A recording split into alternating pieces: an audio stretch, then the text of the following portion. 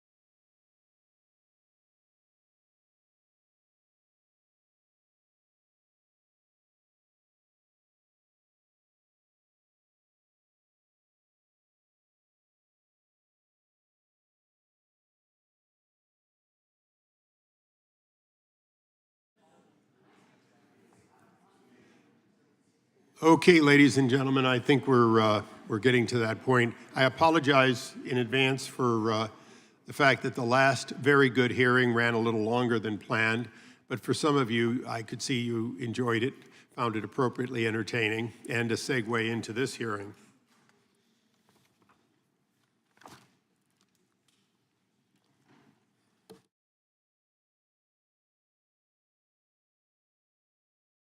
The subcommittee will come to order. Without objection, the chair is authorized to declare a recess at any time. We welcome everyone here today to a hearing on third-party litigation funding and intellectual property. I now recognize myself for an opening statement. It's an odd combination of third-party litigation and intellectual property.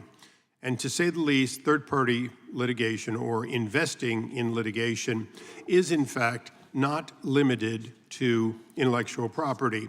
However, because of the large awards that are possible and the proliferation of troll activity, it is in fact one of the most lucrative and growing areas. These groups often do so for good and legitimate reasons. It pays well. The law firms do it because it limits their risk. There's only an upside, no downside. Whether they win or lose, they know that their fees will be paid. When they win, a portion of the profits will be split.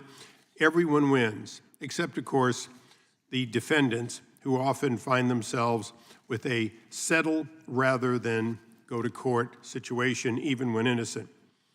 However, there are newer forms of third-party litigation that present particular concerns.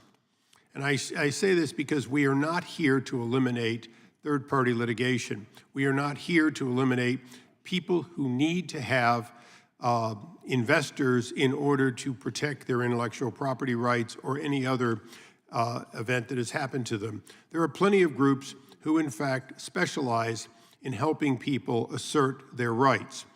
However, with the growth of non-practicing entities known as patent trolls engaged in meritless litigation campaigns, we see vast settlements by asserting a wide swath of low-quality patents. More importantly, and most importantly for today, we see and have documented instances of foreign funding from China, Russia, and other sources who use shell companies to hide where they come from and what their meaning may need to be. For example, Huawei, a company that cannot sell in the United States, in fact, can both invest in the United States and assert their patents. That means that they can, in fact, stifle the growth of fifth generation or 5G advancement in the United States while freely doing whatever they want in their home country and around the world. We have also seen that foreign-controlled patent trolls like VLSI win billions of dollars in damages from American companies on weak patent infringement claims. While some states and federal courts have considered and adopted measures to require at least a level of transparency, third-party, or TPLF, is not regulated by federal law. This committee looks to change that. Right now, insurance agreements and other financials of defendants are discoverable. And I want to re-emphasize that if I am insured and a plaintiff comes, one of the first pieces of discovery is they want to know how deep my pockets are and how deep my insurance coverage is, because that may very well dictate what they're willing to settle for. They get transparency. However, the courts, with rare exceptions, have not asked for any discoverability as to the true plaintiffs, meaning the investors. And that's why it is time for Congress to take a look and, in fact, look at what disclosure and transparency is needed to stem the tide of TPLF abuse. I hope to gain constructive feedback on this topic today, but let there be no doubt. We know already there is a growing problem.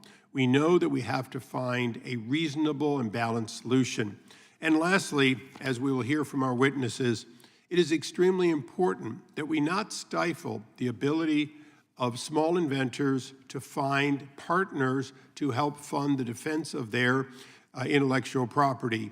But if you're willing to fund a small inventor, why are you not willing to be stated as a supporter and funder of that small inventor?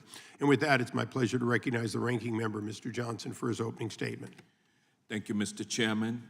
We've all heard this story again and again. A little guy, patent owner, small business guy, begins talks with a large corporation, a big business, a national corporation, maybe even a multinational corporation. They engage in negotiations about the little guy's invention. The little guy inventor shares documents and all kinds of secret information about the product. Then, when it seemed like everything was looking so positive for the little guy, radio silence from the corporation.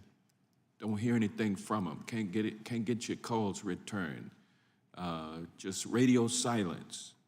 And months later, small inventor wakes up, sees an advertisement for a product just like the one that he showed to that big corporation. And guess what? It's that same big corporation that he talked to and shared his secrets with. And come to find out that that corporation is using technology that clearly infringes on the little guy's patent.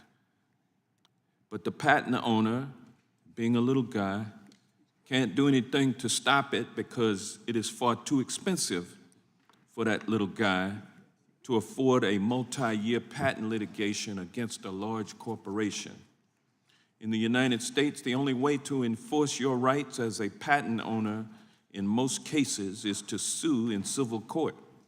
Inventors themselves must monitor the market for violations of their property rights, and they must hire lawyers to go after infringers.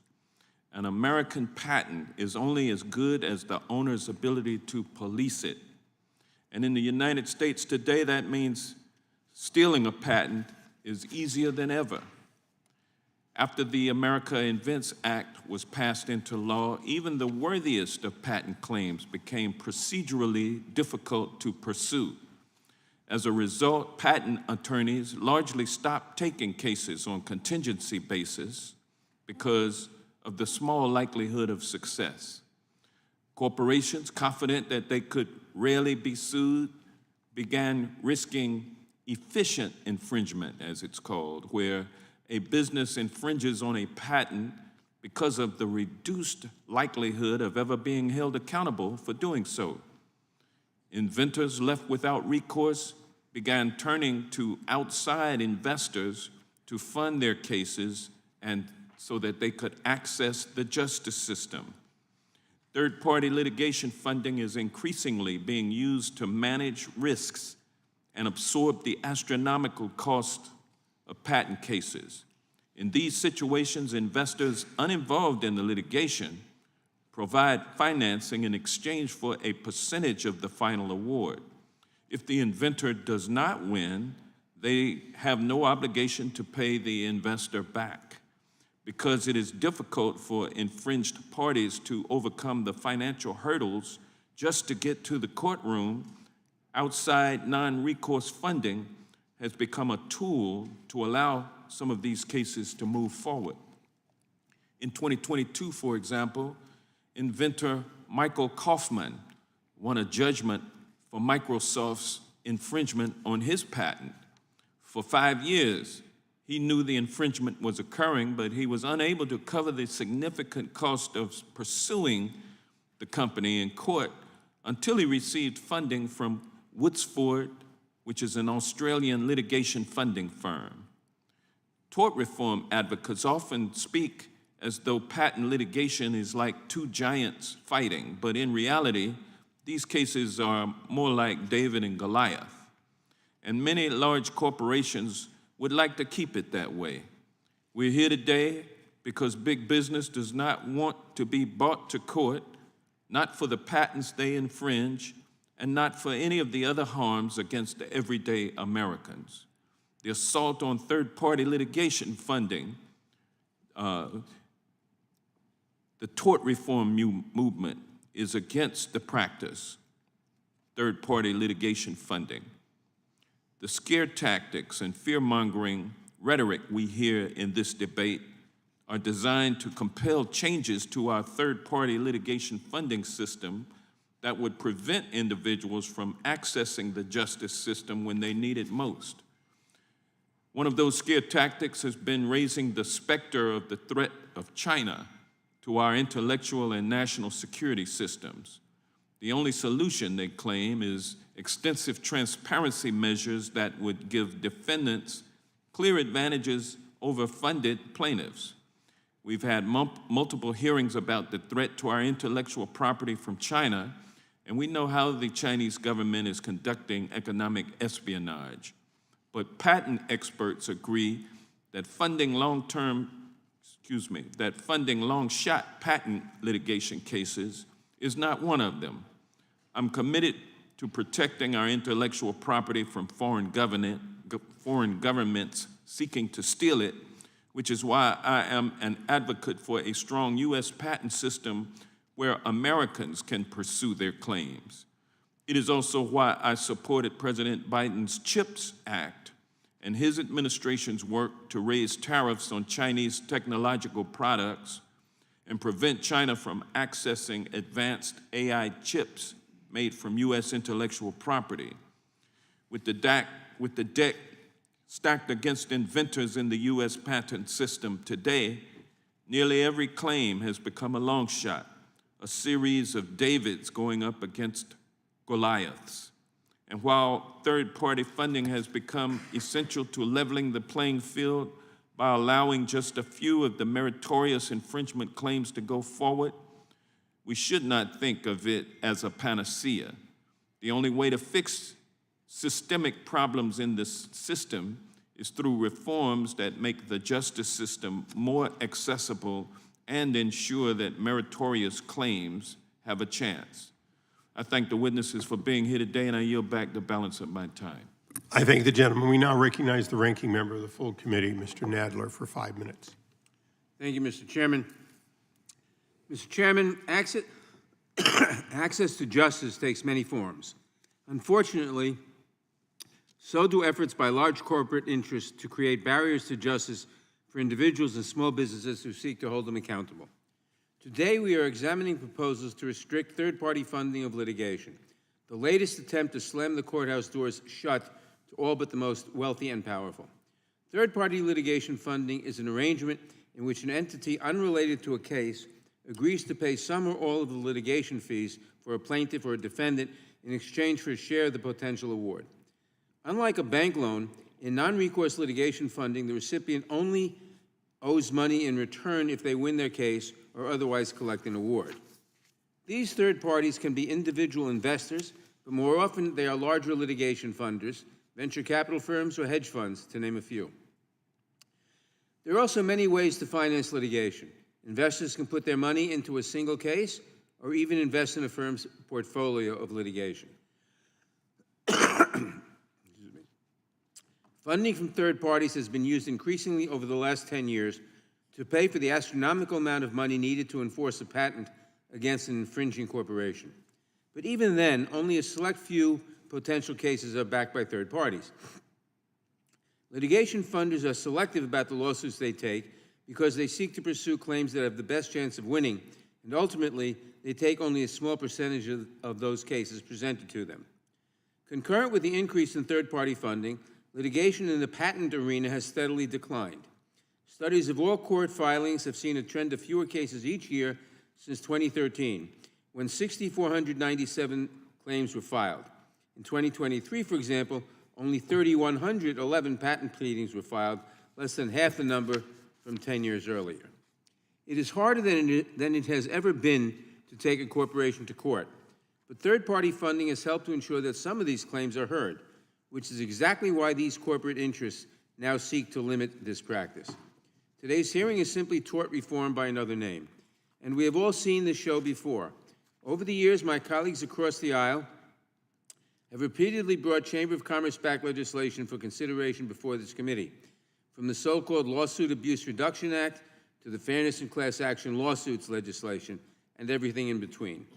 Each time, we are told that businesses are suffering from the scourge of pesky plaintiff litigation, whereas in reality, corporations simply do not want to be held accountable when they produce products that make people sick, violate employees' constitutional rights, or steal patents from investors.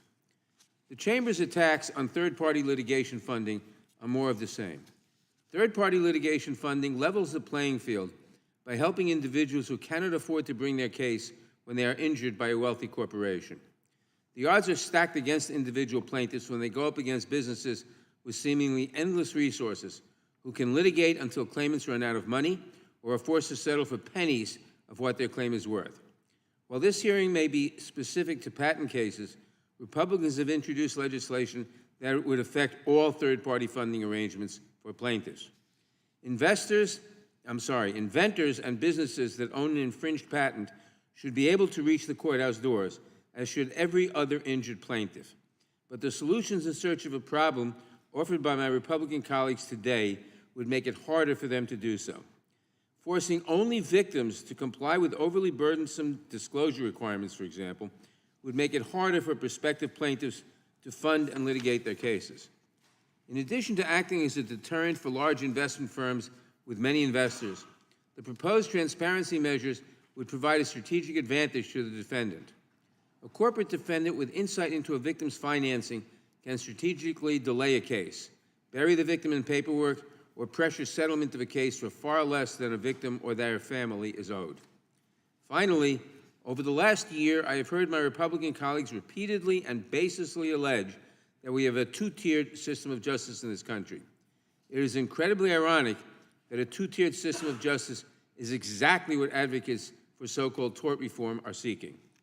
A two-tiered system of justice exists when inventors and businesses cannot afford to enforce their property rights, but behemoths can still sue one another for infringement. It exists when citizens poisoned by their drinking water cannot hold companies polluting our waterways accountable, but those companies can go to court to challenge our environmental regulations. And a two-tiered system of justice exists when everyday Americans are cheated out of their savings with no affordable recourse, but big banks can pay billions to settle with regulators. The harder it is for Americans to reach the courthouse doors, the closer we are to this reality. I appreciate our witnesses for appearing today.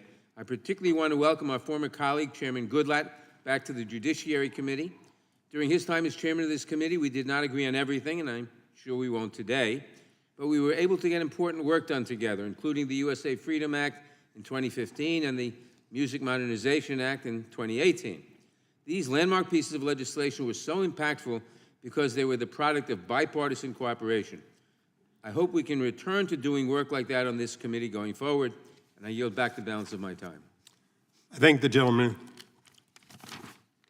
Without objection, all opening statements will be included in the record, and I'd like to now introduce our distinguished panel of witnesses, beginning with the chairman whose picture is on the wall, Chairman Bob Goodlatte. Mr. Goodlatte is the former chairman of the Judiciary Committee, former chairman of the Ag Committee, and a distinguished former member from Virginia's 6th Congressional District, who served for many years and, as the ranking member said, developed a body of expertise on issues including the ones before us today. Mr. Paul Taylor, a visiting fellow at the National Security Institute at George Mason University, he previously served for some long 20 years at the side of many of us here on the committee and is, in fact, an expert on the subject. Mr. Taylor has published widely on several issues, including on third-party litigation. Mr. Donald Koshen. Mr. Koshen is a professor of law and executive director of Law and Economics Center at the George Mason University Antonin Scalia School of Law. Professor Koshen is scholarship focuses on property law, constitutional law, administrative law, and law and economics. Ms. Victoria I knew I'd go slowly. Sahani is an associate provost of community and inclusion and a professor of law at the Boston University School of Law. Professor's scholarship focuses on attribution law and third-party litigation funding law. I want to welcome our witnesses here today, and as Chairman Goodlatte did many times, I would ask that all of you rise to take the oath for your statements here today. Do you solemnly swear under penalty of perjury that the testimony you are about to give is true and correct to the best of your knowledge, information, and belief, so help you God? Please be seated. Let the record reflect that all witnesses answered in the affirmative. Please, all of you, note that your testimony in its entirety will be included in the record, and so that gives you the opportunity, perhaps, to stay at or below 5 minutes, recognizing that every word that you have in your written statement, plus additional material, whether extraneous or not, will be included in the record. With that, I recognize Chairman Goodlatte. Chairman Issa, Ranking Member Johnson, Ranking Member Nadler, and members of the subcommittee, thank you for the opportunity to testify today about an urgent and growing threat to our intellectual property system. My testimony today represents my personal opinions and not those of any other organization with which I am affiliated. The rise of third-party litigation financing, or TPLF, has turned American jurisprudence on its head. Right now, very few federal courts require plaintiffs to disclose third parties that are funding their litigation or ownership interests that may have a stake in the outcome of their case. Like all investors, these entities are hoping to generate a return, specifically a portion of a settlement or verdict award. TPLF is now a $15.2 billion industry in the United States. Each day, hedge funds, big banks, and foreign sovereign wealth funds invest in lawsuits against productive American companies. The intricacies of IP litigation present these financiers with a ripe opportunity. By operating through shell companies called patent trolls, investors face little risk. Inflated patent infringement damages verdicts for hundreds of millions or even billions of dollars give them a high upside. As much as 30% of all patent lawsuits are now funded by third-party entities. 20% of all new litigation funding capital is directed toward patent cases. In most lawsuits, these entities operate in the shadows, ensuring they can engage in abusive litigation free from the light of public scrutiny. The entire TPLF business model is anti-competitive by nature. The investors are not creating jobs, growing our economy, or doing anything to further American innovation. Their abusive tactics, however, slow down companies that are generating economic growth. At times, the interests of investors may also come into conflict with the interests of the plaintiffs and prevent plaintiffs and defendants from settling.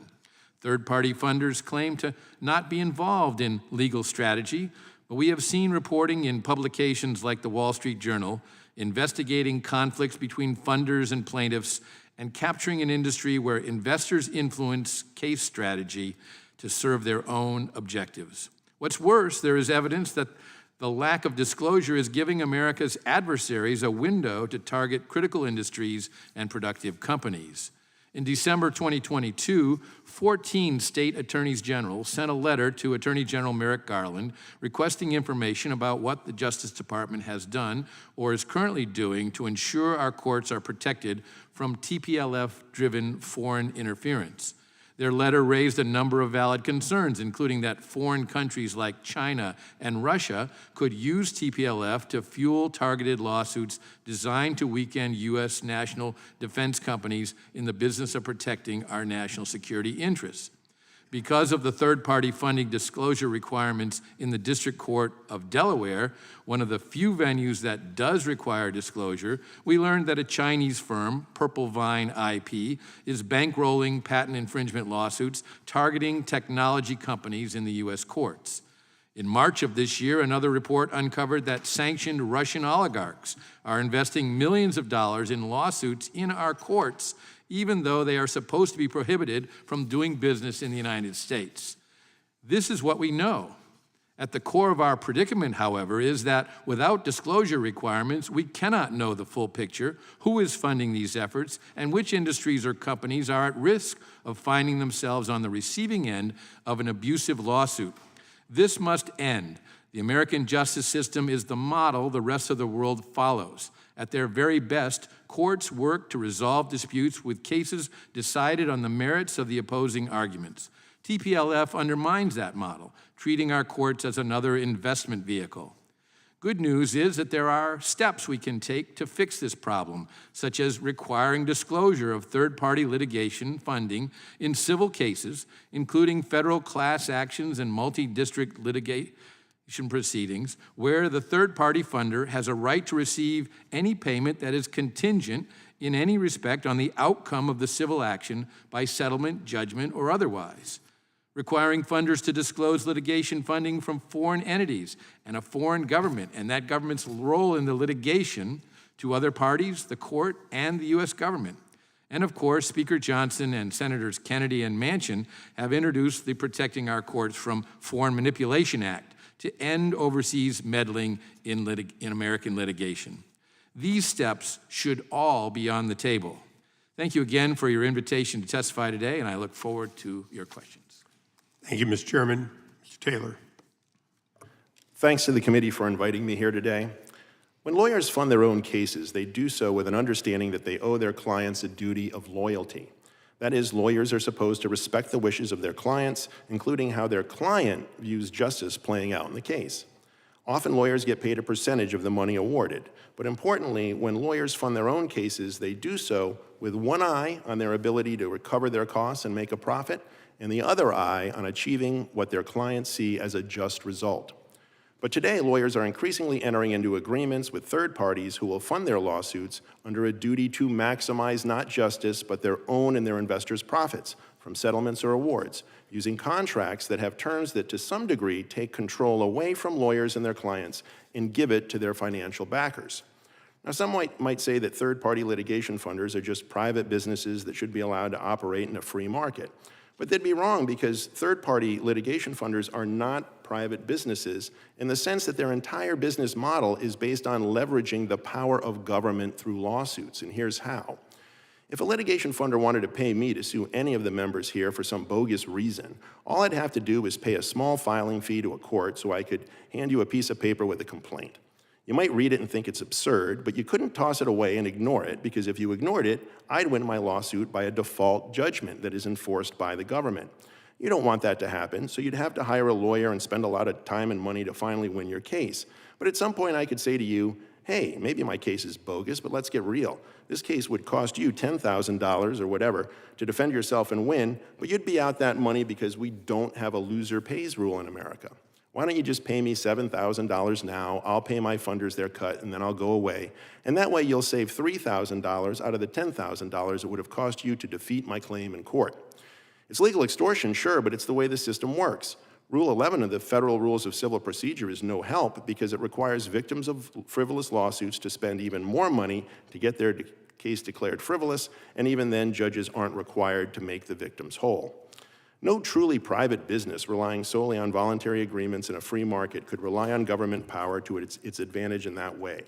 But third-party litigation funders can and do, in fulfilling a duty that breaches the attorney's duty of loyalty and puts profit in the eyes of the funding investors in place of justice in the eyes of the client, which leads to absurd results. A lawsuit brought by food distribution company Cisco against food suppliers was funded by third parties. At a certain point in the litigation, Cisco wanted to settle, but it had signed a litigation financing agreement that stipulated Cisco, quote, shall not accept a settlement offer without the funder's prior written consent. And the funder said Cisco was settling for too little, with the funder's chief investment officer even writing an email stating, quote, we are going to have to sue Cisco, it seems. They are about to breach our contract. Okay, so that's bad, but why are we talking about this in the patent subcommittee? Well, the American patent litigation system includes additional dysfunctions that third-party financiers can leverage to maximize their profits at the expense of innocent parties. And here's how that works. In patent litigation, funders work with so-called patent trolls, companies that don't make any products themselves, but instead buy from others old, low-quality patents that likely shouldn't have been granted in the first place. And they use them to threaten productive companies with infringement suits. And patent trolls have an unfair advantage. Once granted, even patents that were not properly granted by the Patent and Trademark Office are legally deemed to have a presumption of validity. That means that a party defending against an infringement claim has to show the patent at issue is invalid by clear and convincing evidence, which is a much higher standard than the usual preponderance of the evidence, which is all the patent troll needs to meet and win the infringement claim. Think about what that means in a real-world jury room in a case involving some very complex technology. If any one of us were on that jury, we'd likely be very confused. If jurors are confused about a technical issue, they'll find it difficult to reach any decision. But since they would have to reach much further to get to clear and convincing evidence and invalidate an improperly granted patent, they'll have the incentive to tap out at the much lower standard of preponderance of the evidence and decide in favor of the patent troll and their funders' infringement claims. So even innocent innovators, knowing this, are incentivized to settle lawsuits involving complex technologies. The third-party funders turn patent courts into casinos where the rules are rigged in their favor. Now, as former Secretary of Defense Donald Rumsfeld said, there are known unknowns. That is to say, we know there are some things that we do not know. And the issue of third-party litigation financing by foreign enemies is a known unknown of a dangerous kind. Before the terrorist attacks of 9/11, federal agencies knew of al-Qaeda's existence and its intent to harm America, but not the specifics of its operation and capabilities. Today, patent trolls and their funders can be foreign enemies who extort money through our legal system as a means of siphoning resources away from American industries, including defense industries. We know foreign enemies like China have the will and the way to use third-party litigation financing to hurt America. We just don't know the extent of it. To conclude, a couple years ago, Chief Judge Connolly of the District of Delaware issued standing orders mandating the disclosure of third-party litigation financing in his courtroom. That simple disclosure requirement had dramatic results. Third-party litigation financing companies dismissed their own funded patent cases in the court simply because they didn't want to reveal their financing arrangements. Let that sink in for a moment. Judge Connolly simply cast a light in the direction of the litigation funders, and the litigation vanished, just like that. Congress, too, could dramatically improve the justice system by simply exposing third-party litigation agreements. Thank you. Mr. Koshen. Chairman Issa, Ranking Member Johnson, Ranking Member Nadler, and distinguished members of the subcommittee. Thank you for this opportunity to provide testimony today on the U.S. intellectual property system and the impact of litigation financed by third-party investors and foreign entities, and the chance to submit my written testimony, which I incorporate here by reference. My name is Donald Koshen. I'm a professor of law and executive director of the Law and Economics Center at George Mason University's Antonin Scalia Law School. Across my now 22 years in academia, I've extensively researched, studied, and written scholarly analysis of our civil justice system. I've also taught courses on federal civil procedure, federal courts, and state constitutional law, among others. My research in law and economics also contributes to my understanding of the incentives problems involved in third-party litigation financing, TPLF for short, ongoing. My testimony today represents my personal expert opinions and not those of George Mason University, of the Law and Economics Center, of the Antonin Scalia Law School, or any other organization with which I am affiliated. Our founders designed the finest court system in the world. Individuals can invest and innovate because they know and trust that the court system will be there as a forum for the neutral, predictable resolution of true cases and controversies between actual litigants. But only individuals who need the courts are supposed to be involved in cases. Courts should be the guarantors of the rule of law and accessed only by those seeking justice for personal wrongs or to clarify personal rights. The courts are successful at fulfilling their purpose when they can promise to be uncorrupted by private incentives in their management and uncorrupted functionally by non-litigant speculators wishing to exploit the courts for private gain. And court systems do not work well if we create incentives to flood the courts, draining resources available for traditional consumers of courts. Yet the new TPLF infects the court system with precisely those kinds of features, threatening to convert the civil justice system into a speculative market, flooding the courts with cases gambling on potential payouts. Courts should be insulated from normal market forces such that courts will be available to the traditional market to use in a reliable way.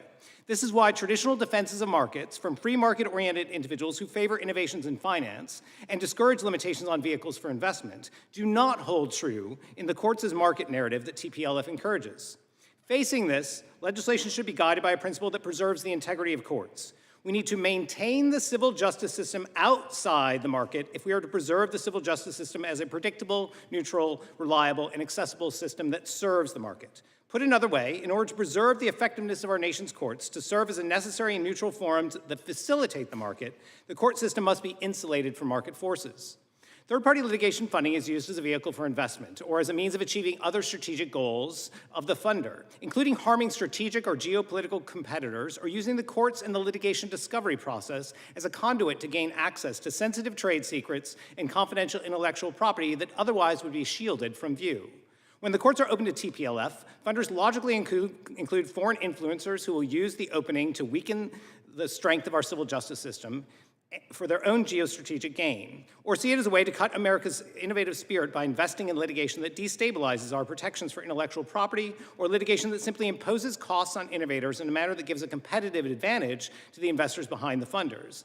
Despite these clearly distinct incentives, TPLF funders regularly propagandize TPLF as an access to justice issue to try to gain supporters, obfuscating TPLF's true contemporary features by attempting to place a public interest mask on a massive private profit activity, a type of phenomenon regularly analyzed in law and economics. It's important not to be deceived by that mask. The investment market for TPLF is still a pretty dark black box. The default rule operating in our system is that disclosure is not required. There are only a handful of judges in a few states that now require it. Mostly parties and judges themselves have no idea whether or who is bankrolling the litigation. Consequently, there are many known unknowns, as my colleague mentioned. Things we do not know about the market, like the location, scope, frequency, purposes, and backer identity of such funding. Because of the lack of transparency, there are also many unknown unknowns, things that we do not know.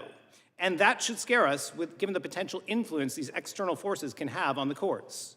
On one last note, lessons from the study of law and economics predict that funders will not just have an interest in increasingly funding specific cases for immediate return. They also have an independent incentive to fund cases solely to transform precedent to their advantage or to impose costs through the change in law. This can include weakening intellectual property rights that favor their competitors or that are important to the United States' economic advantages over a foreign nation. Similarly, those TPLF long view holders will understand that it is beneficial to expand the size, scope, and frequency of tort liability because they can increase their payouts if there are more payors, i.e. more legally liable parties. They will invest in loosening constraints on the supply of favorable judgments, irrespective of the legal or policy merits of such expansion. Thank you for examining this issue. Thank you for the time to speak. Thank you again for the opportunity to provide this testimony. I look forward to your questions. Thank you. Ms. Sahani. Good afternoon, Chairman Issa, Ranking Member Johnson, Ranking Member Nadler, and members of the subcommittee. Thank you for this opportunity to testify today. My name is Victoria Shannon Sahani. I serve as Associate Provost for Community and Inclusion at Boston University and as Professor of Law at Boston University's School of Law. I am honored to have the opportunity to share more than 12 years of expertise in third-party funding and more than 15 years of experience in international arbitration involving global entities and cross-border disputes. In addition to publishing numerous law review articles, book chapters, and essays on third-party funding, I co-authored the first book in the world on third-party funding, titled Third-Party Funding and International Arbitration. I also served on the Global Third-Party Funding Task Force from 2013 to 2018 and contributed to drafting the task force's 2018 final report. I am honored to be invited to contribute my expertise to this critically important dialogue. My testimony reflects my personal research and views, not the views of Boston University or any other organization. I will assert 3 main points. First, the third-party litigation funding industry serves 3 separate populations: consumer third-party funding, primarily for individual parties; commercial third-party funding, primarily for business parties; and law firm financing. There is some overlap between these 3 populations, and all 3 populations can benefit from third-party funding. A litigant's inability to afford access to the federal courts or access to experienced legal counsel due to financial constraints represents a fundamental flaw in our justice system. Third-party funding provides funding for both consumer and commercial litigants to adjudicate their rights and to law firms seeking working capital for their case portfolios. This is also true in patent litigation, where patent holders and their legal counsel can benefit from the third-party funders' resources to vindicate patent rights. Second, third-party funding is one tool that can assist with expanding access to justice, but it is not a panacea. Third-party funding illuminates, but does not fix, the cracks in our justice system that we as a society must repair. Nevertheless, the potential for third-party funding to deliver access to justice more broadly is even greater than we currently realize.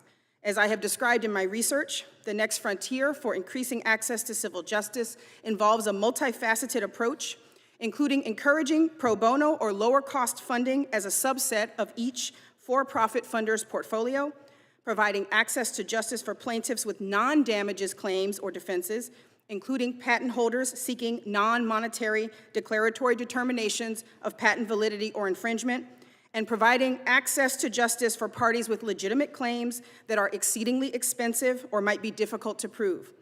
Third-party funding can and should be on the menu of options available to legitimate parties while we work simultaneously to make justice more affordable and accessible to all. Finally, although national security is outside my area of expertise, I understand that concerns about national security primarily stem from the fear that adversaries may use third-party litigation funding for nefarious purposes, rather than fear about the existence of third-party litigation funding itself. We should be cautious not to shut down this new industry or reduce opportunities for this industry to improve the administration from justice out of fear. Third-party litigation funding is a global industry with legitimate, ordinary business relationships between third-party funders, funded clients, investors, patent holders, law firms, and case filings that routinely cross multiple national boundaries without cause for concern. Regulation of third-party funding in the national security context should be tailored to achieve clear goals and not be overly broad in ways that may inadvertently curtail the entire third-party litigation funding industry. Thank you again, and I welcome your questions. I thank you. We now recognize the gentlelady from Florida, Ms. Lee, for 5 minutes. Thank you, Mr. Chairman, and I yield my time to the gentleman from California, Mr. Issa. I thank the gentlelady. I'm going to go last witness first, if you will. Ms. Sahani, you know, you perhaps share with the ranking member some concerns about anything that would cause further disclosure of third-party investors. Is that correct? Thank you for the question, Mr. Chairman. I think that disclosure is a complicated topic. There are different types of disclosure, different amounts of disclosure, different types of information. Would you give us the minimum disclosure you would support? Sure. Thank you. I would support disclosure of the name or identity of the funder and any relevant information regarding its business address or location. I think that is reasonable, and given my research globally, that seems to be the trend. If I could ask, if the plaintiff is allowed to ask for and receive in all jurisdictions or all venues around the United States, able to receive information as to whether the defendant is insured and how much that insurance is for. Would a similar reciprocal as to the funder's investment and or return or something along that line be equally the other side of the same coin? Thank you for the question, Mr. Chairman. My understanding of the rule regarding the disclosure of the limits on liability insurance is with respect to the merits of the case and any potential damages award, which may be paid by the insurance policy. Third-party funders do not pay the actual claim awarded amount. They only pay costs. So the disclosure in the purpose of insurance is for a different purpose than the disclosure for third-party funding agreements. Mr. Goodlatte, how would you feel about this balancing question? Because we know that there will be people who perhaps disagree with any transparency, and there'll be those looking for common ground, and I'd like to seek as much understanding of that today as we could. Well, I think the insurance analogy is actually a good one because the parties in most jurisdictions are able to not only get the information that Professor Sahani referred to, but can also get an actual copy of the insurance policy.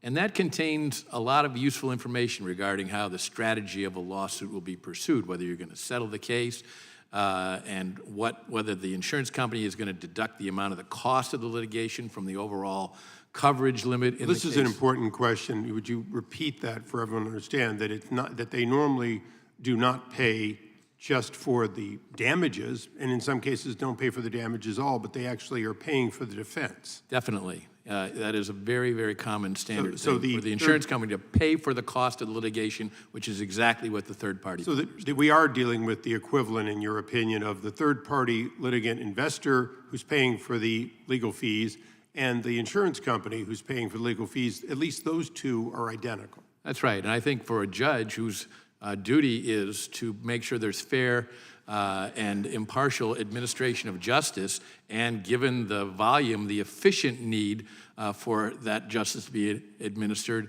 the judge needs to know what the terms of that are in order to be able to facilitate a discussion process to settle cases. If you don't have that information, you wind up with a situation like the one Mr. Taylor referred to, in which the plaintiff in the Cisco case had a very different objective than the third-party funder had, and that not only did that not result in settlement of the case, when Cisco attempted to settle the case, Burford stepped in and said, "You're violating the terms of our agreement." I think the judge and all the parties to the case, not the jury, not the general public, but the parties to the case need to know that information for the efficient and fair administration of justice.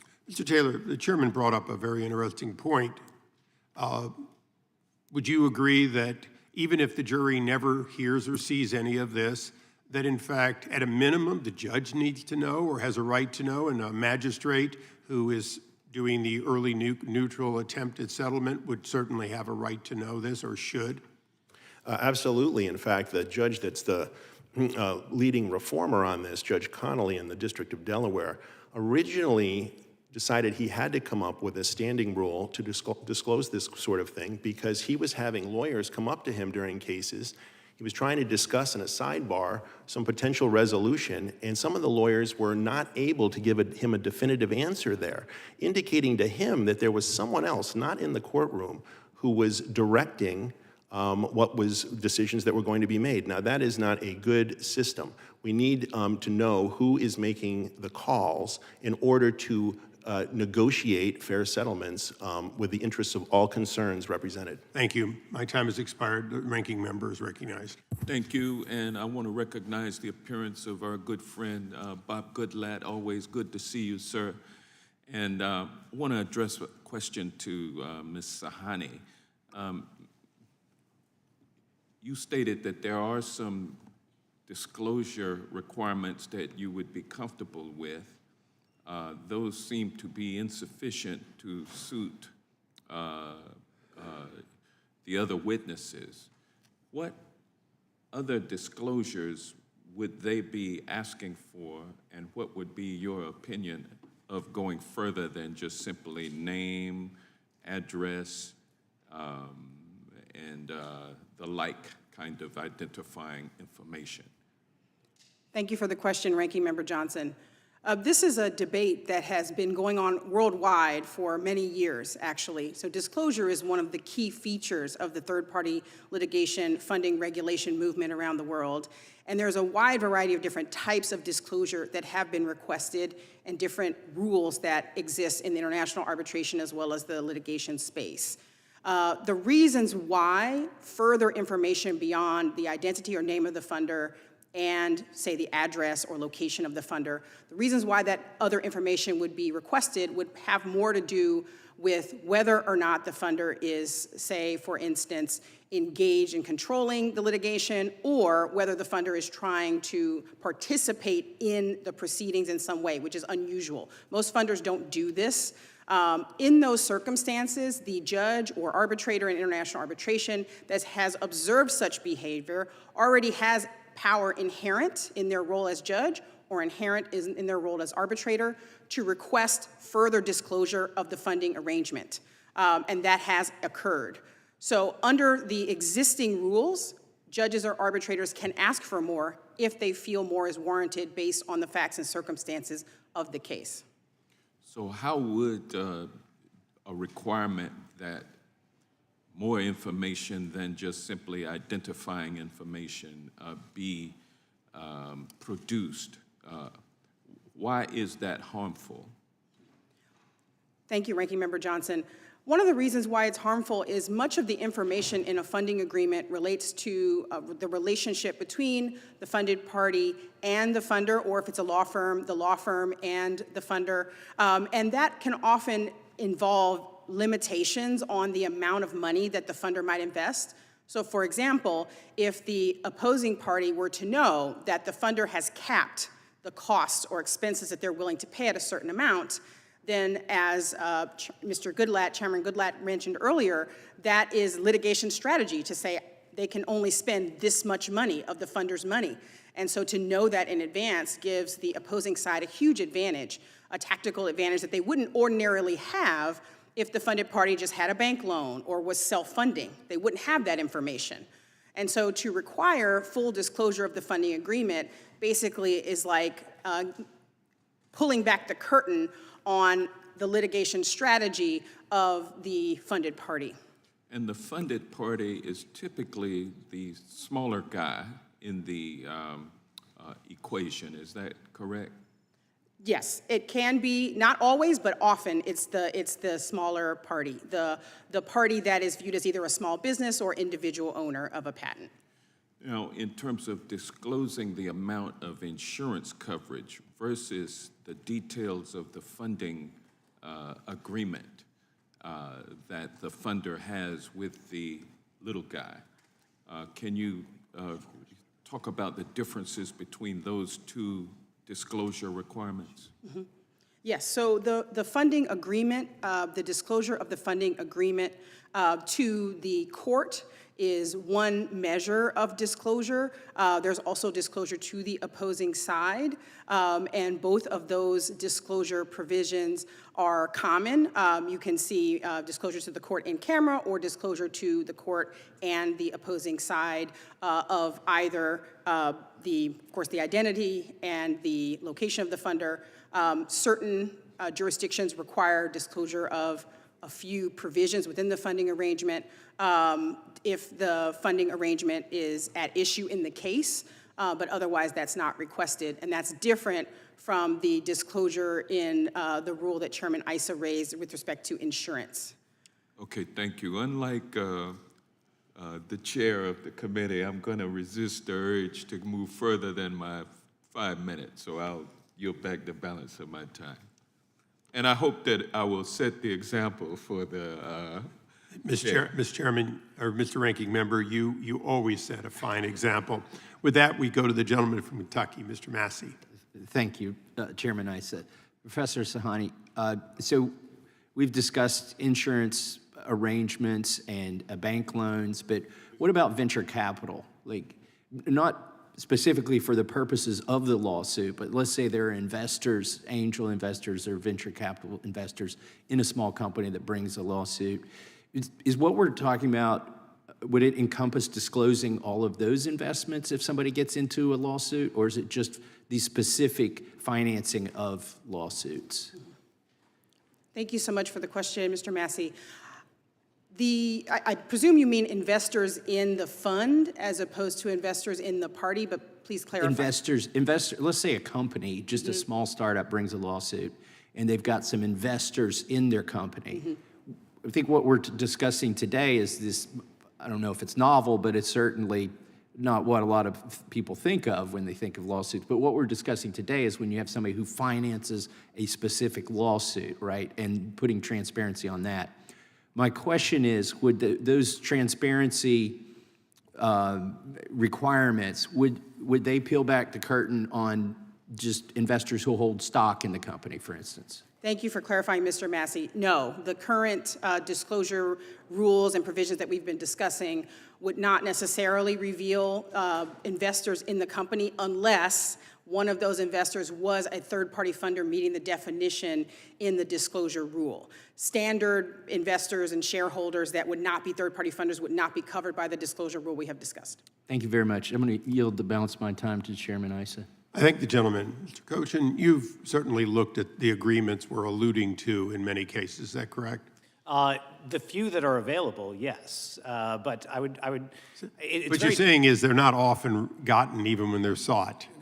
Correct, because there is no requirement to turn them over to the court or to, unless the court decides to create a rule. So on those that were available to you, similar to what the gentlelady said, were they, did they have limitations in what you looked at and how much they were willing to invest? I've not seen the limitations on the willingness to invest. The things that have been exposed are the control provisions, for example, in the Cisco litigation that was alluded to earlier. And that is despite the fact that the funders regularly claim that they do not exercise control. But as we stated, because we don't have access to the contracts, because there's been high resistance to providing access to those contracts, there cannot be any generalization as that the funders do not exercise control, and in fact, the few times we've seen them, they are taking control of the litigation. So let me give you a hypothetical, but I think a fairly narrow one. If you have a contract between a law firm, let's say the patent holder, and the investment company, even if it limits the amount of money it has in it, isn't that simply a deal that could be renegotiated if more money was needed? Absolutely. So the fact that it might have a limitation doesn't mean that there is a limitation, particularly if the investor is a sovereign wealth fund or BlackRock or some other large, CalPERS, some other large entity. Correct, and as litigation is ongoing, the calculus may change as to the level of expected costs or other changes that would lead to renegotiation of that. I've never had litigation I've been in as a plaintiff or a defendant end up with what we originally estimated or less. It is only the other way. Well, isn't it also a question of if they put a limitation on it, isn't that in fact by definition a form of control? Because when that money is used up, the plaintiff's investor, in fact, is in a position to then renegotiate the deal or in some other way control whether you settle or not. Certainly, anytime you have an opportunity to renegotiate or any time that the person relying on that contract has a need to come and ask for permission to do something more, that you're going to have leverage. Now, for both of you, sort of put your professor's hats on for a moment, isn't one of the basic principles of American law, mostly taken from the British, that you have a right to to face your accuser? Is that pretty much what we all think is normal? Correct. Yes. So if an investor, in fact, is the actual accuser, in other words, if it's a competitor of yours seeking to get information through discovery, if in fact it's an entity that you may have disagreements with or be in direct competition with, and you don't know who they are, then in fact you're not being faced by your true adversary in this case, whether they have overt or implied control. Would that be fair? Oh, thank you. I think that the question is whether or not the entity or person financing the case is a real party in interest. There is arm's length financing, there is bank financing through loans, there are parent corporations that finance the litigation of their subsidiaries all the time. So the question of whether or not there's an interested entity that's funding versus just a financier of some sort would need to be answered in order for me to answer your Thank question. you. To be continued. We go to the gentlelady from North Carolina. Thank you, Mr. Chairman, and thank you so much to our panel. This is a really fascinating subject, and I think a very important one. We've heard quite a bit today about issues patent holders face in disputes over their intellectual property on both sides. However, third-party litigation funding is not the root of these problems. These problems have come just from how patents are enforced. This subcommittee, I believe, should instead be focusing on ways to make the PTAB a fairer venue for patent holders. And doing so would mean that patent holders with solid claims may not have to rely on third-party litigation funding. I introduced a bipartisan, bicameral bill with former Representative Buck called the Prevail Act.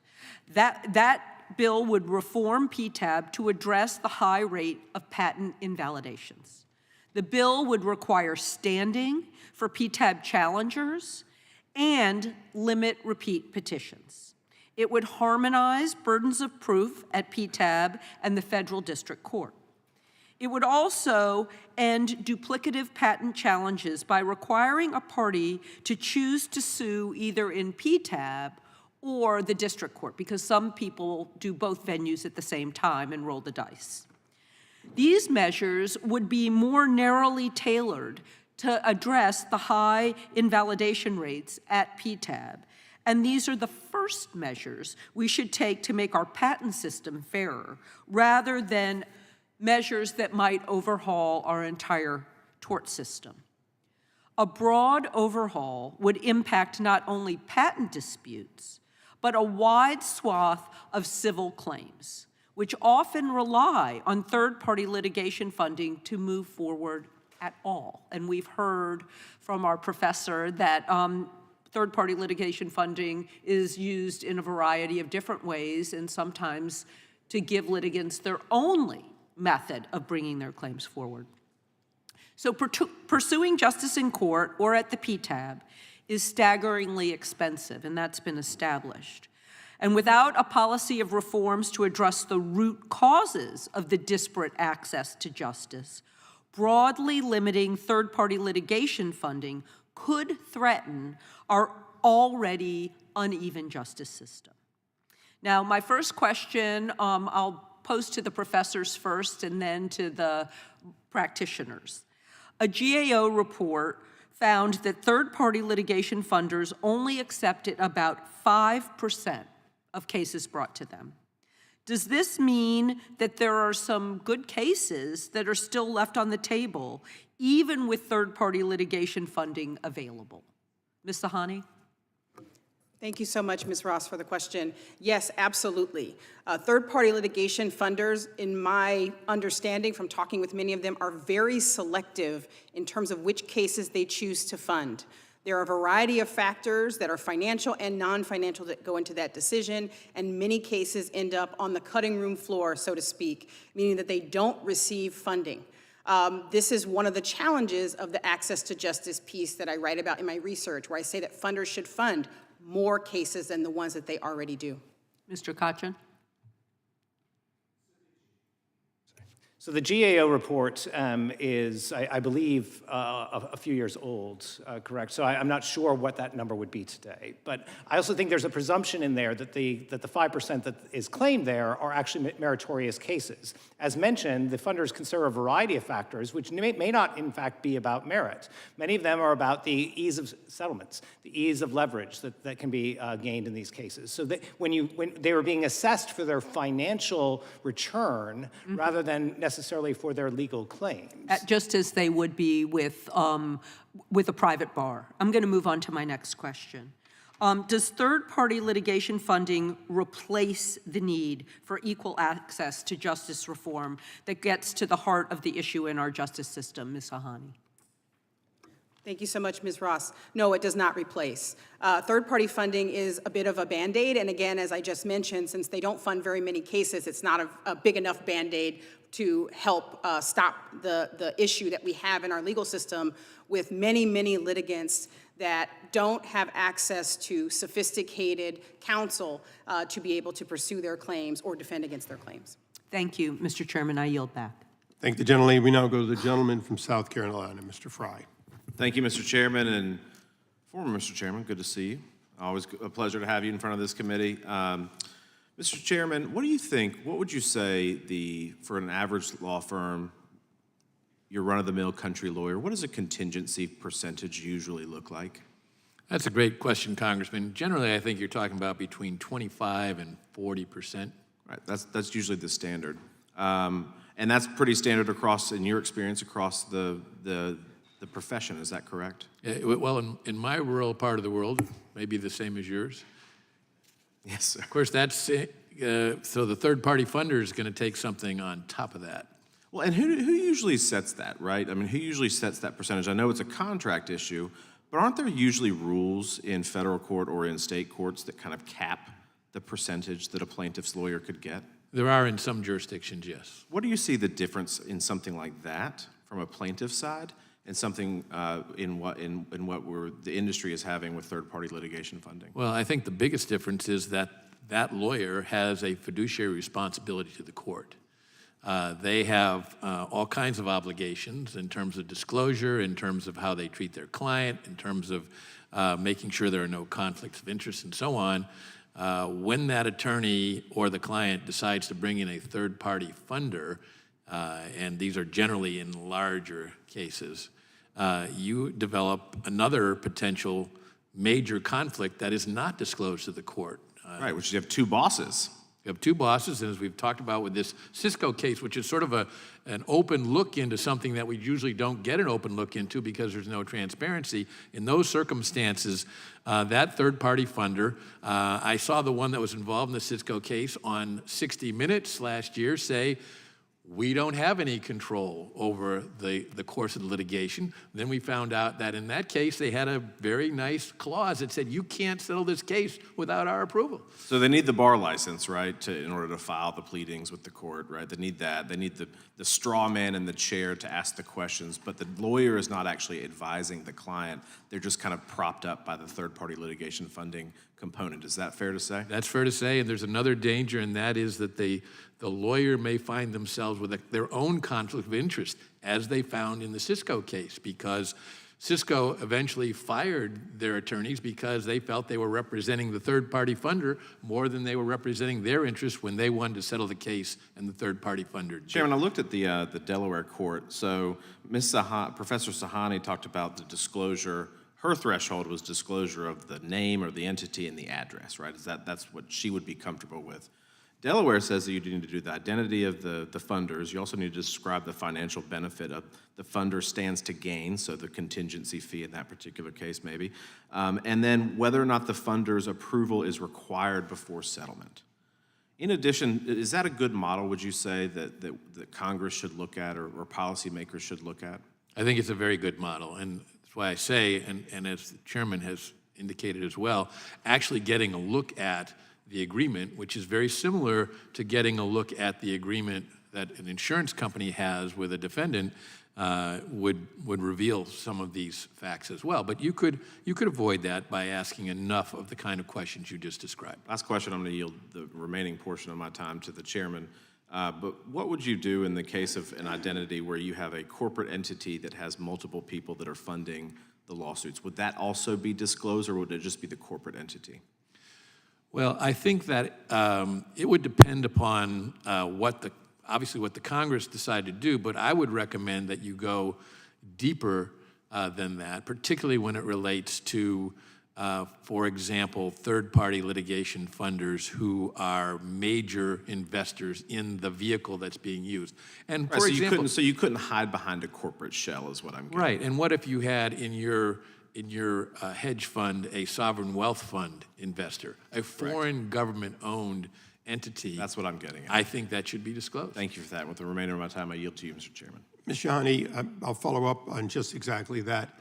Do you believe that implied or possible conflicts of interest as to, quite frankly, the settlement of the case, the process, anything of that sort, should in fact have some level of transparency that currently it could have under the orders of a judge, but doesn't have uniformly? Thank you so much for the question, Chairman Issa. I do believe that if a judge finds in a case that they think that there is behavior taking And that's place. actually, I asked about should there be discovery based on whether those conflicts exist, separate from the judge having an inkling and doing it, because obviously the judges can do it now, but normally do not and don't feel obligated to know whether that happens or not. Thank you so much, Mr. Chairman. As a matter of course, I think that if the funding arrangement states that the funder has control of the litigation, or if the funder is a part owner, say an equity stake in the funded party, then the funder is part of the party and therefore should have more extensive information disclosed. But in most circumstances, the funder is at an arm's length and is not directing the litigation, in which case I would think that that disclosure is not necessary unless a judge decides so. We now go to the ranking member of the full committee, Mr. Nadler, for 5 minutes. Thank you, Mr. Chairman. Professor Sahani, could you walk us through why corporations seeking to avoid being sued by individuals and businesses who have had their patents stolen might advocate for burdensome tort reform measures, so-called tort reform measures for third-party litigation funding? Thank you so much, Mr. Nadler. There's many reasons why corporations might oppose other corporations suing them with respect to patents. One of those might be that there's a chilling effect. If the litigation is overly expensive, then the much larger corporation can often avoid having to answer for its actions if the smaller entity does not have the financial resources to engage. So that's one example. There may be other possibilities. I am not an expert on patent law, but I can say in general, large corporations do prefer not to be sued by anybody, definitely, but certainly not their smaller competitors.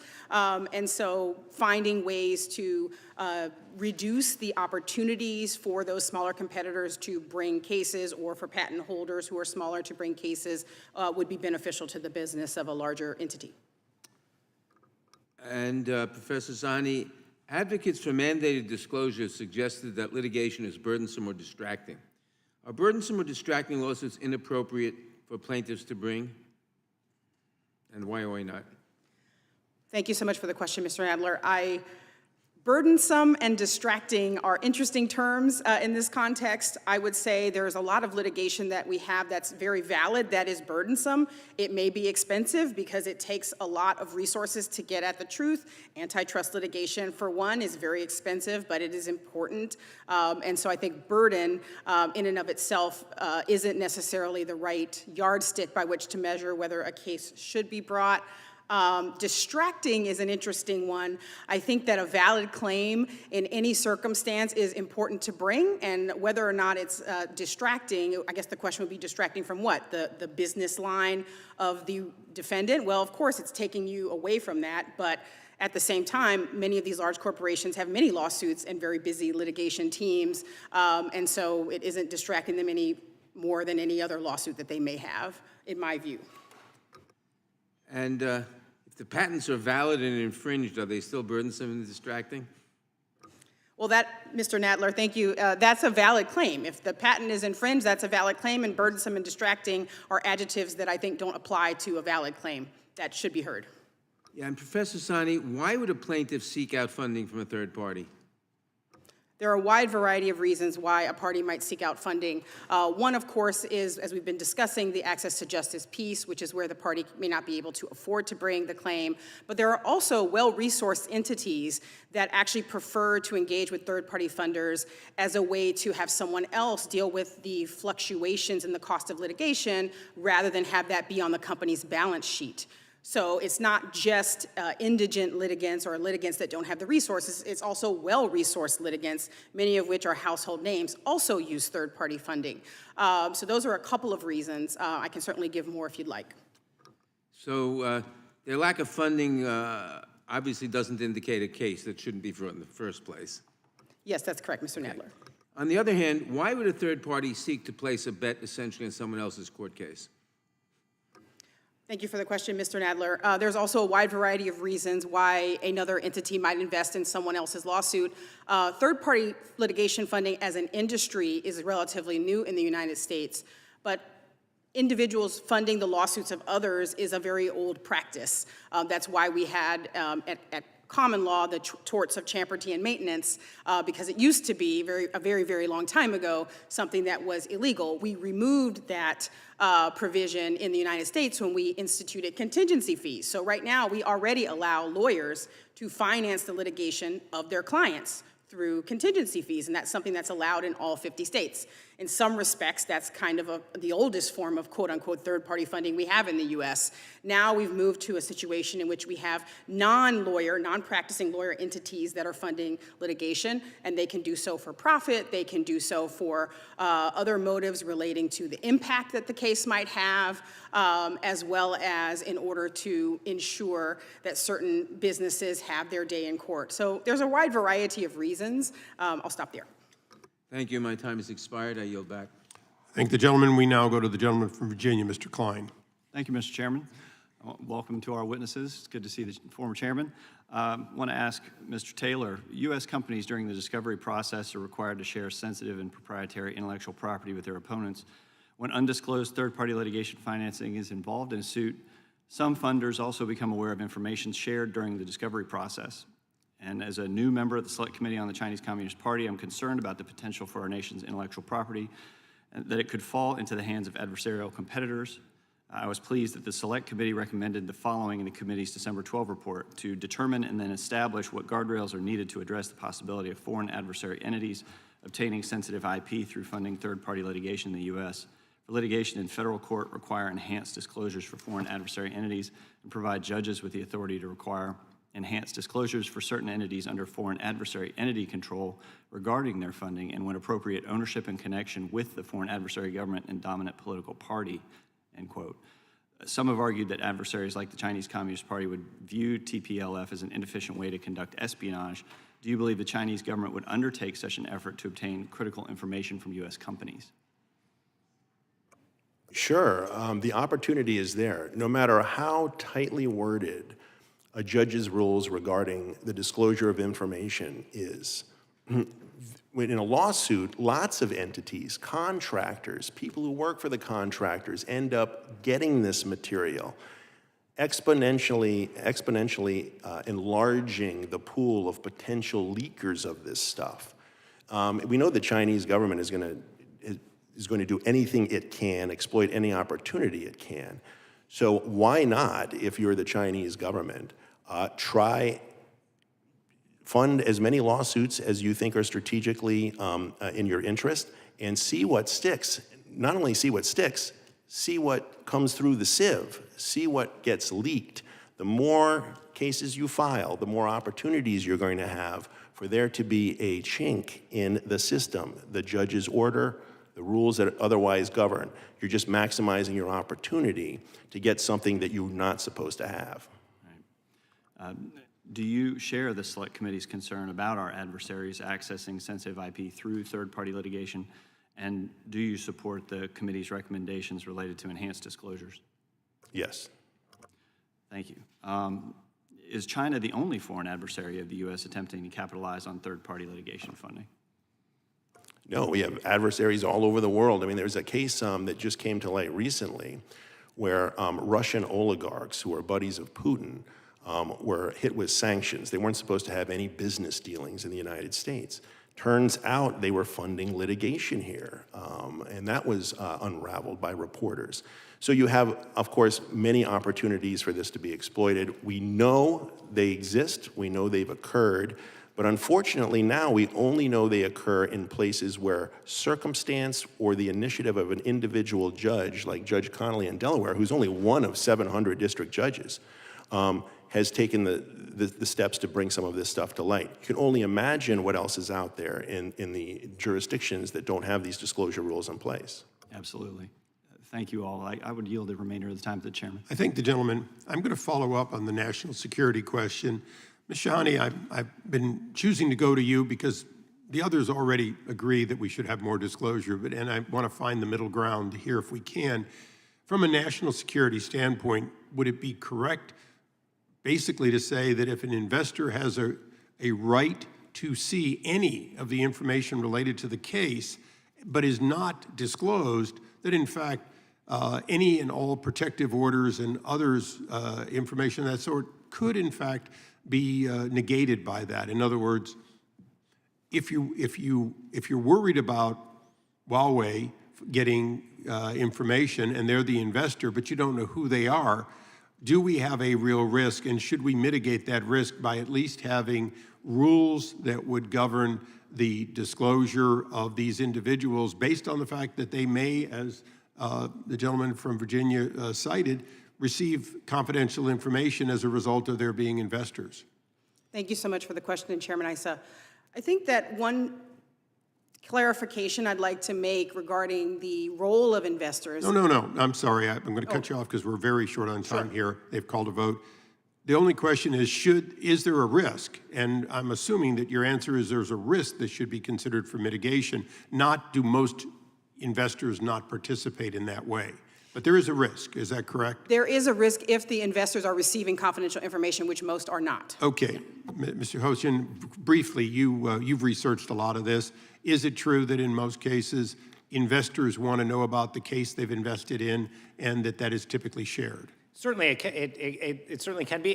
B, the judge has no ability to even know whether or not they should be issuing a protective order that even can cabin that disclosure outside of the parties themselves if they don't know that what kind of financing arrangement is there in the first place. You don't know what you don't know. The gentleman from Maryland, and we do have a vote, but hopefully we can get it done. Thank you, Mr. Chairman. Just to follow up on that point, I mean, if a protective order is put in place by the lawyers on both sides, wouldn't it normally restrict the distribution of the information to a very tight circle on the plaintiff sides, like counsel, maybe some of the experts, but certainly not arm's length investors, right? Well, I assume that was to me. Yeah, yes. Well, to whoever. Yeah. So part of the problem is that if you don't have mandatory disclosure at the outset, then the judge does not have enough information to know whether or not to issue any kind of protective Not the order. judge, but the agreement between the parties is part of the discovery process. I'm sorry to cut you off. This agreement among the parties is part of the discovery. My understanding is that when the lawyers enter into this litigation, they start off with protective orders that don't even necessarily include the judge unless some kind of enforcement is required. So the Isn't that opponent, right? the opponent does not necessarily know, and in fact, oftentimes doesn't. They also don't have a right to an accurate answer from the plaintiff. So if the opponent asks the plaintiff's counsel is not required to disclose to the defense counsel the existence of the third-party financing. So you don't know how to protect yourself if you don't know the environment in which you're. I mean, if you had an agreement that said, you could draft an agreement that excluded third parties who are not party to the litigation, and even within the entity that's on the plaintiff's team, you could restrict who gets access to the information, right? And that happens all the time, doesn't it? I don't think you could tailor that without knowing enough about what the agreement is and the contract is with the other side. Well, I got to cut you off because I think that's routine, actually, in litigation to limit those sorts of disclosures using protective orders. But let me ask this, because I do share the concern about the essentially economic espionage that's international. Information gets to China that could be used in this inappropriate way, assuming there's no protective orders put in place that would limit the disclosure, but just for that purpose. But let me ask you this, because it sounds like what you're saying is that notice might not be enough. In other words, so let's say your scenario, you've got Chinese shell companies that are third-party investing in a plaintiff's, and then disclosure is made.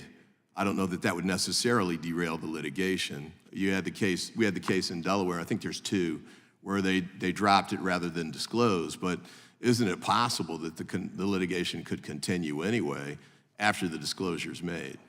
It certainly could continue if no other regulation were in place. Okay, so wouldn't you, I'm not trying to put words in your mouth, but wouldn't a ban on that make sense? If we're saying that we don't want information, well, I don't know, let's say it's Apple or some key information from Microsoft. We're saying we don't want the CCP to get this information through litigation, right? Why would notice be enough? Don't we want to try and find ways to actually restrict the disclosure of that information to those parties? I don't follow restrict what disclosure to which parties? The confidential information you're worried about. If something is needed beyond disclosure, I suppose that's something to consider. But the one thing that we know from the existence of the disclosure requirements, you mentioned cases have been dropped. We see at least some evidence that the overall caseload in Delaware has gone down as a result of this disclosure as well. So we will be able to deter a lot of this behavior because people just don't want sunshine on this. And to the extent that it does provide information, there's different audiences for that disclosure, which means that if you got the disclosure, then policymakers like yourself or state legislatures could use that information to decide what the next step would be. Right now, there's not any information to actually make even some of the generalizations that have been made today about what this environment looks like, because we just can't see it. And so that those generalizations are dangerous on any side without knowing more about what's behind the curtain. Fair enough, but I mean, okay, I'll leave it there for that issue. My experience with third-party funding was that, you know, they weren't just putting up the money. Maybe China does that because they don't care about losing the money, but entities that are actually trying to demonstrate a return or make a profit off as an investment are very careful about, and I think that's consistent with the 5% number that Ms. Ross mentioned. But my experience was that many of them they didn't want to talk to you until after you'd gotten past the motion to dismiss or some other big landmark in the litigation, so they were sure that they had a reasonable chance of getting a return on their funds. Is that something that you all have looked at, or what sort of limits, how often are companies willing to just come in up front and fully fund or provide large amounts of funding? I guess Professor Sahani, maybe I'll ask you on that. Thank you for the question, Mr. Ivey. Funders can come in at any point in a case. So there's pre-filing third-party funding. There's also post-filing, as you just mentioned, after the motion to dismiss or after they've survived a motion for summary judgment, for example.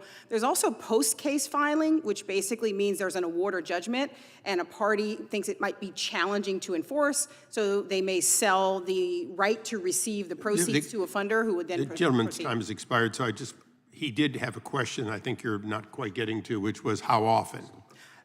That, I do not have that information in terms of the statistics. We would. Okay, and the gentleman, I believe, has a unanimous consent he'd like to ask for now. I do? You do. I would like to yield back to the chair. Yield back. Yes. Oh, I'm sorry. I ask unanimous consent to enter into the record a letter by the Council for Innovation Promotion.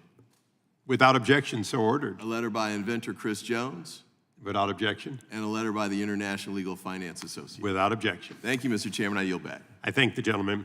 I now would ask unanimous consent to place in the record a statement in support of third-party litigation reform, funding, and disclosure by the American Property Casualty Insurance Association, another one from a letter from Jonathan Shroud at Unified Patents, an article by former Chairman McKeon, former chairman of the Armed Services Committee, a letter from Cisco Systems, the previously named defendant who made great discoveries, or plaintiff, I guess it was, a study by the Center for Climate Integrity, a statement from the National Association of Mutual Insurance Companies, a letter by the Institute of Legal Reform, statement of support by the U.S.-made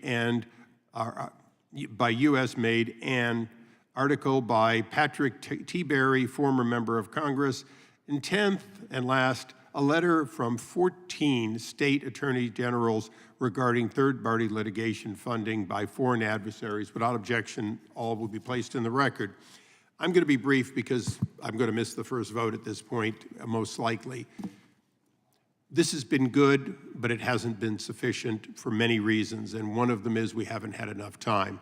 So I would ask all of you if you would take additional questions. I'm going to ask that it go on through the next week break, so you might get them as much as 10 or 12 days from now, which is an exception to the normal policy, but I believe we need that. There were members who weren't able to get hit there. And I'm going to close by asking a couple of narrow questions. And Ms. Sahani, you've been very helpful, not necessarily in agreement, but very helpful. We never talked about in-camera review by judges. Would you support that, notwithstanding all the legislation we might propose, that in fact, the right of a defendant who suspects that in fact a third-party investor, for example, outside the United States, and even somebody who could be very threatening may exist, that at least the judge should be able to have in-camera review of that with no further harm done. As a practitioner, each of you, would you say that that is kind of one of those things that's a no-brainer to say yes? Thank you for the question, Chairman Issa. Yes, I would agree with in-camera review by the judge. Okay, and then obviously a judge's decision about whether that goes further is often the case after in-camera review.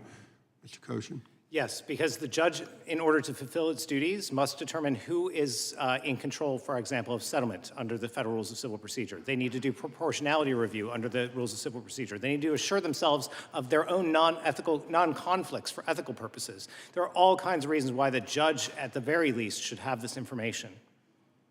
Mr. Taylor? Yes, because the judge has to know what the parameters of the legal ethical obligations of the lawyers. That includes zealous advocacy, no conflicts, and providing competent representation. And the judge has to be aware of any limits on that imposed by a funding contract. Chairman? For all the reasons cited by my distinguished colleagues, yes. So as we get to a recognition, I think, at the close, that there are potential national security implications, including the 14 attorneys general who were placed in the record, as we recognize that, notwithstanding what often happens in the case of Cisco and others, there can be conflicts which need to be understood in order to be fleshed out for the possibility of a settlement, and because judges, in fact, cannot make decisions if they have no information. For all those reasons, it is fair to say, I believe, that we've agreed that, in fact, more transparency at a base level needs to be there. Now the question is, can we get to a level low enough for the gentlelady and high enough for some of the other members of the panel? That is a challenge for members on both sides of this dais, and as you could see, we're a ways off. But this is a bipartisan subcommittee. We have worked well so far. Mr. Chairman, when you did some of this work at the full committee, you pulled an entire and very diverse committee together. So I want to thank all of you for your comments. We will follow up with questions. I intend to be producing some draft legislation in the next 10 days, which I will be happy to send to you. It is a discussion draft, but I want to make sure that we begin to talk about the parameters of what can be done. My goal, obviously, in this Congress is to get it done on a bipartisan basis. So I thank all of you, and for now, we stand adjourned.